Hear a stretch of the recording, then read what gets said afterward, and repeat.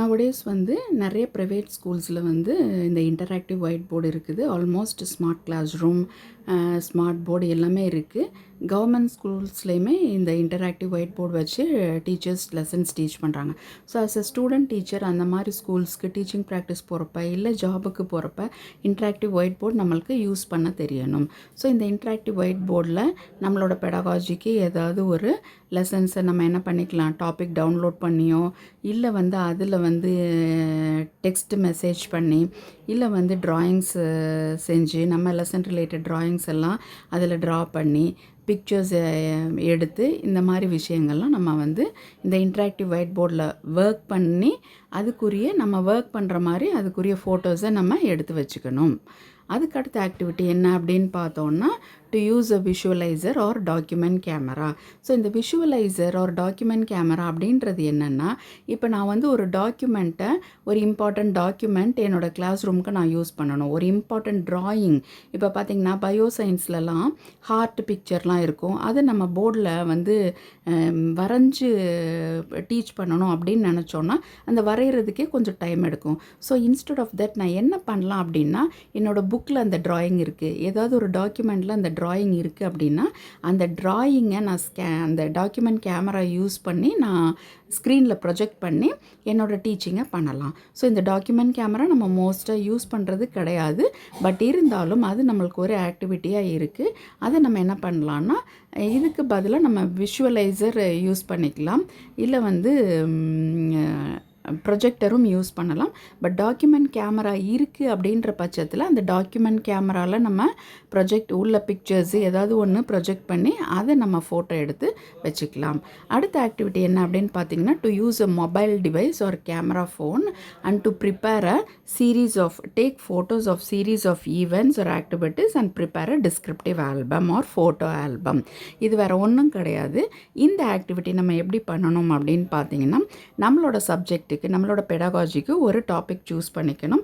அந்த டாப்பிக்கு தேவையான ஃபோட்டோஸ் நம்ம எடுக்கணும். ஸோ இது ஃபார் எக்ஸாம்பிள் சொல்லணுன்னா, இப்போ ஃபிசிக்கல் சயின்ஸில் இப்போ இன் பர்டிகுலர் கெமிஸ்ட்ரியில் ஆசிட்ஸ் அண்ட் பேசஸ்ன்னு ஒரு டாபிக் இருக்குது.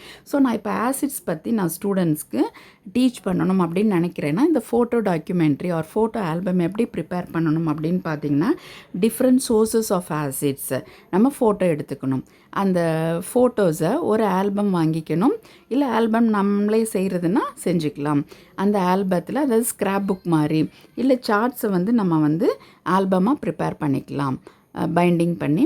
ஸோ லெஃப்ட் சைடில் ஃபோட்டோஸ் ஒட்டிக்கணும், ரைட் சைடில் அதுக்குரிய டிஸ்கிரிப்ஷனை எழுதணும். ஃபார் எக்ஸாம்பிள் ஆசிட்ஸ் வந்து சோர்சஸ் என்ன அப்படின்னு பார்த்தீங்கன்னா, apple, curd, and that is எறும்பு, இந்த மாதிரி நிறைய சோர்சஸ் இருக்குது. ஸோ அதோட பிக்சர்ஸ் நம்ம எடுத்து வச்சுக்கணும், அதுக்குரிய எக்ஸ்ப்ளனேஷனையும் கலெக்ட் பண்ணி வச்சுக்கணும். லெஃப்ட் சைடில் ஃபோட்டோ ஒட்டிட்டு அதோட நேம், ஆசிடோட நேம், ரைட் சைடில் பார்த்திங்கன்னா அதோட டிஸ்கிரிப்ஷன், அந்த பர்டிகுலர் ஆசிடோட டிஸ்கிரிப்ஷன், நம்மளுக்கு என்ன கண்டென்ட் தேவையோ அந்த டிஸ்கிரிப்ஷனில் எழுதிக்கலாம். ஸோ இது மாதிரி ஒரு சீரீஸ் ஆஃப் ஃபோட்டோகிராஃப்ஸ், அட்லீஸ்ட் ஒரு என்னோட கண்டென்ட்டுக்கு எத்தனை ஃபோட்டோகிராஃப்ஸ் தேவை, 12 15 அப்படின்றத கலெக்ட் பண்ணி எடுத்து அதுக்குரிய டிஸ்கிரிப்டிவ் கண்டென்ட்டையும் நம்ம கலெக்ட் பண்ணி வச்சுட்டு ஃபோட்டோஸை லெஃப்ட் சைடு, ரைட் சைடு வந்து டிஸ்கிரிப்ஷன் எழுதிக்கலாம், இல்லை வந்து மேலே ஃபோட்டோஸும் கீழே டிஸ்கிரிப்ஷன் எழுதிக்கலாம். அது நம்மளோட ஐடியா, எப்படி நம்ம பண்ணணும்னு விரும்புகிறோமோ அப்படி பண்ணிக்கலாம். ஸோ இந்த ஆல்பத்தையும் நம்ம ரெடி பண்ணி வச்சுக்கணும். அடுத்த 8th ஆக்டிவிட்டி என்ன அப்படின்னு பார்த்தீங்கன்னா, preparing videos on different teaching styles. இது வந்து ரொம்ப ஈஸியான ஆக்டிவிட்டீஸ். ஏன் அப்படின்னு கேட்டிங்கன்னா, நம்ம வந்து மைக்ரோ டீச்சிங் ப்ராக்டிஸ் பண்ணுவோம். நம்மளோட டீச்சர் எஜுகேட்டர்ஸ் வந்து டெமான்ஸ்ட்ரேஷன்ஸ் பண்ணுவாங்க, ஸ்டூடெண்ட் டீச்சர்ஸ் டெமான்ஸ்ட்ரேஷன்ஸ் பண்ணுவாங்க. So normal classroom photos டீச்சிங்கை வந்து நம்ம ஃபோட்டோ எடுத்து வச்சுக்கலாம். ஸோ இது எதுக்கு அப்படின்னா, இந்த ஆக்டிவிட்டி டிஃப்ரெண்ட் டீச்சிங் ஸ்டைல்ஸ், டீச்சர்ஸோட டீச்சிங் ஸ்டைல்ஸ் எப்படியெல்லாம் இருக்குது, அவங்க எப்படியெல்லாம் ஸ்கில்ஸ் யூஸ் பண்ணுறாங்க, எப்படியெல்லாம் கிளாஸ் ரூம் மேனேஜ் பண்ணுறாங்க, எப்படியெல்லாம் டிஎல்எம் யூஸ் பண்ணுறாங்க அப்படின்றத நம்ம டிஃப்ரெண்ட் டீச்சிங் ஸ்டைல்ஸை தெரிஞ்சுக்கிறதுக்கு தான். ஸோ இது வந்து டெமோ கிளாஸஸோட ஃபோட்டோஸ் எடுத்துக்கலாம், நம்ம நம்மளே ஒரு கண்டென்ட் டீச் பண்ணி அதை ஃபோட்டோ எடுத்து வச்சுக்கலாம். நம்மளோட மைக்ரோ டீச்சிங் ஸ்கில்ஸ் டீச்சிங்கை ஃபோட்டோ எடுத்து வச்சுக்கலாம். ஸோ இதெல்லாம் ஃபோட்டோ எடுத்து கலெக்ட் பண்ணி வச்சுக்கணும். அடுத்தது 9th ஆக்டிவிட்டி என்ன அப்படின்னு பார்த்தீங்கன்னா, organise a few video conferencing classes. So இது வீடியோ கான்ஃபரன்சிங் வந்து நார்மலாக நம்ம வாட்ஸ்அப் வீடியோ கான்ஃபரன்சிங் பண்ணலாம். இல்லை வந்து ஆப்ஸ்னால் Zoom, Google Meet, Microsoft Teams அந்த மாதிரி ஆப்ஸ்லையும் நம்ம வந்து வீடியோ கான்ஃபரன்சிங் பண்ணலாம். ஸோ இதுக்கு நீங்கள் என்ன பண்ணலாம் அப்படின்னா, ஆஸ் அ ஹோல் குரூப்பாகவும் ஒரு வீடியோ கான்ஃபரன்சிங் பண்ணலாம். இல்லை அவங்கவுங்க பெடகாஜிக்கு எய்தர் கூகுள் மீட் ஒன்று கண்டக்ட் பண்ணி அதில் எல்லா ஸ்டூடெண்ட்ஸும் பார்ட்டிசிபேட் பண்ணி ஒரு லெசன் டீச் பண்ணுற மாதிரியும் இன்ட்ராக்ட் பண்ணுற மாதிரியும் கண்டக்ட் பண்ணி அதுக்குரிய ஃபோட்டோஸை நம்ம கலெக்ட் பண்ணி வச்சுக்கணும். இதுதான் வந்து 9th ஆக்டிவிட்டி. 10th ஆக்டிவிட்டி என்ன அப்படின்னு பார்த்தோம்னா, creating an educational blog for your ID. So Gmail account வச்சுருந்தா இது வந்து எஜுகேஷ்னல் பிளாக் க்ரியேட் பண்ணுறது வெரி ஈஸி. இந்த எஜுகேஷ்னல் பிளாக் அப்படின்றது என்னென்னா, ஒரு டைரி மாதிரி. நம்ம வந்து டைரி மெயின்டைன் பண்ணுவோம் டெய்லி நம்மளோட நிறைய விஷயங்களுக்கு, டெய்லி ஆக்டிவிட்டீஸ்க்கு. ஸோ அது மாதிரி இந்த பிளாக் அப்படின்றது it is similar to that of diary, that is diary. So இந்த டைரியில் நம்ம என்ன பண்ணலாம் அப்படின்னு பார்த்தீங்கன்னா, நம்மளோட ஆக்டிவிட்டீஸ் எல்லாம் போட்டு வச்சுக்கலாம். ஸோ நான் என்னென்ன ஆக்டிவிட்டீஸ் பண்ணுறேன் இந்த 2 இயர்ஸில், எனக்கு தேவையான நோட்ஸ் என்ன, எனக்கு தேவையான வீடியோஸ் என்ன, அதெல்லாமுமே நம்ம ஷேர் பண்ணி வச்சுக்கலாம். எப்போ தேவையோ நம்ம பார்க்கலாம். ஸோ அது வந்து கூகுள் ரெக்கக்னைஸ் பண்ணிடுச்சுன்னா நம்மளோட பிளாகை வந்து மற்றவங்களும் வியூ பண்ணுறதுக்கு சான்சஸ் இருக்கும். ஸோ இந்த பிளாக் எப்படி க்ரியேட் பண்ணணும் அப்படின்னு பார்த்திங்கன்னா, நிறைய வெப்சைட்ஸ், ஆப்ஸ் இருக்குது. ஸோ பிளாகர், வேர்ட்ப்ரெஸ், எடு பிளாக்ஸ் இதெல்லாம் இருக்குது. ஸோ நார்மலாக ஸ்டூடெண்ட்ஸ் வந்து க்ரியேட் பண்ணுறதுக்கு ஈஸியான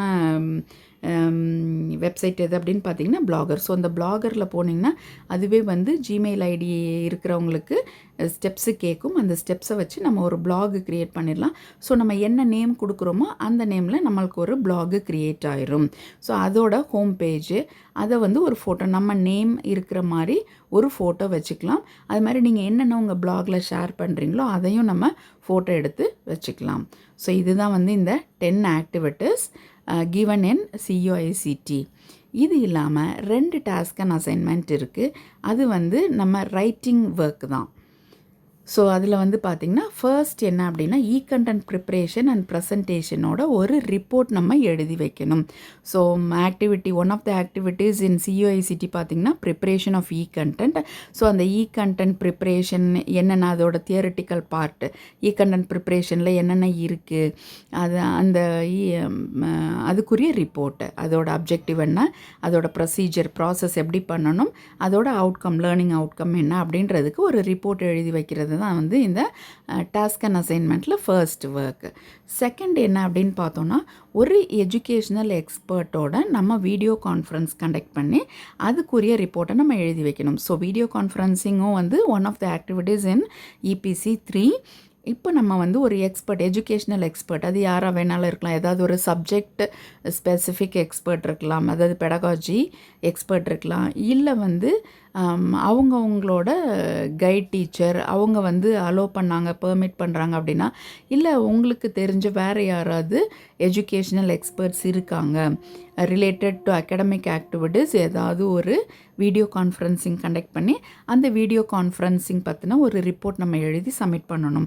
ஸோ அதுக்குரிய வீடியோ கான்ஃபரன்சிங் கண்டக்ட் பண்ணுறதுக்குரிய எய்ம்ஸ் அண்ட் அப்ஜெக்டிவ்ஸ் என்ன, அதை எப்படி கண்டக்ட் பண்ணோம், என்ன டாப்பிக்கில் கண்டக்ட் பண்ணுறோம், அதோட அவுட்கம்ஸ் எப்படி இருந்தது, அதுக்குரிய ஃபீட்பேக், அதோட ஒரு ரிஃப்ளெக்ஷன். ஸோ இதை வந்து ஒரு ரிப்போர்ட்டாக எழுதி சப்மிட் பண்ணோன்னா அதுதான் வந்து இந்த second task and assignment. So இவ்வளோ நேரம் நம்ம EPC 3, தட் இஸ் CUICT, அந்த பேப்பரில் உள்ள 10 ஆக்டிவிட்டீஸ் என்னென்ன பண்ணணும், எப்படி பண்ணணும் அப்படின்றத பார்த்தோம். அதுக்குரிய 2 டாஸ்க் அண்ட் அசைன்மெண்ட்டையும் பார்த்தோம். நான் ஒரு ஆக்டிவிட்டி சொல்கிறப்ப ஃபோட்டோ எடுத்துக்கங்க அப்படின்னு சொல்லிகிட்டே இருந்தேன். ஸோ அந்த ஃபோட்டோஸை என்ன பண்ணலாம், நம்ம ரெக்கார்டை சப்மிட் பண்ணுறப்ப என்ன பண்ணலாம் அப்படின்னு பார்த்தீங்கன்னா, ரெக்கார்டை வந்து ஒரு ஆக்டிவிட்டிக்குரிய டெக்ஸ்ட்டு நம்ம எழுதிடுவோம். இப்போ வந்து எஜுகேஷ்னல் வெப்சைட்ஸு, அதோட எய்ம்ஸ் அண்ட் அப்ஜெக்டிவ்ஸ் என்னென்ன மாதிரி எஜுகேஷ்னல் வெப்சைட்ஸ் இருக்குது, அதெல்லாம் நம்ம டெக்ஸ்ட்டாக எழுதிடுவோம். இந்த ஃபோட்டோஸை என்ன பண்ணணும் அப்படின்னு பார்த்தீங்கன்னா, A4, தட் இஸ் வேர்டில் போயிட்டு எம்எஸ் வேர்டு ஒரு பேஜ் ஓப்பன் பண்ணிவிட்டு இந்த நீங்கள் எத்தனை ஃபோட்டோஸ் வச்சுருக்கீங்களோ அத்தனை ஃபோட்டோஸையும் ஒரு A4 சைஸில் பேஸ்ட் பண்ணி வச்சுக்கலாம். மேபி ஒரே பேஜில் பண்ணுறதுனாலும் பண்ணலாம். ஒரே பேஜில் பண்ணோன்னா சின்ன சின்ன இமேஜஸாக இருக்கும். இல்லை வந்து நம்மளுக்கு எத்தனை ஃபோட்டோஸ் இப்போ பவர் பாயிண்ட் ஸ்லைடெல்லாம் பார்த்திங்கன்னா ஒரு 15 ஸ்லைட்ஸ் போட்டிருந்தோன்னா 4 ஸ்லைட்ஸ் பெர் பேஜ் இல்லை 6 ஸ்லைட்ஸ் பெர் பேஜ் அப்படின்னா 2-3 பேஜஸ் நம்மளுக்கு வரும். ஸோ அந்த மாதிரி பேஜஸை கலர் பிரிண்ட் அவுட் போட்டோன்னா நல்லாயிருக்கும் பார்க்குறதுக்கு record. So colour print out எடுத்து அந்த ஒரு ஆக்டிவிட்டியும் முடிஞ்ச அப்புறம் நம்ம இதையும் சேர்த்து இந்த ஆக்டிவிட்டிக்கு நான் இதெல்லாம் பண்ணியிருக்கேன் அப்படின்ற ஒரு ப்ரூஃப் மாதிரி அதையும் இன்க்ளூட் பண்ணி பைண்டிங் பண்ணி வச்சோன்னா இந்த இபிசி ரெக்கார்டு வந்து பார்க்குறதுக்கு நல்லாயிருக்கும். கமிஷனில் எக்ஸாமினர் எடுத்து பார்க்குறப்ப ஸோ ஸ்டூடெண்ட் டீச்சர்ஸ் வந்து இந்தந்த ஆக்டிவிட்டிக்கு என்னென்ன ஒர்க் பண்ணியிருக்காங்க, இந்த ஆக்டிவிட்டீஸை இப்படி பண்ணியிருக்காங்க அப்படின்றது அவங்களுக்கும் தெரிய வரும்.